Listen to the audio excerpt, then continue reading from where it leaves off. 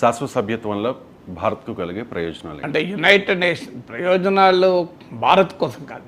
United nations భారతదేశ సంస్థ కాదు. ప్రయోజనాలు భారతదేశం జరగటానికి, సమస్యల ప్రపంచానికి ఏం జరుగుతాయండి. యునైటెడ్ నేషన్స్ జనరల్ అసెంబ్లీ విస్తరణ భారతదేశ ప్రయోజనాల కొరకు కాదు కదా. మనం అడిగేది కానీ అది విస్తరించేది కానీ భారతదేశ ప్రయోజనాల కొరకు కాదు, ప్రపంచ ప్రయోజనాల కొరకు విస్తరించామంటున్నాం. ఇదానిలో భారతదేశానికి ఇంటర్నేషనల్ స్టేచర్ పెరుగుతుంది, అంతవరకు అది స్పష్టంగా అర్థం కూడా అవుతుంది కదా.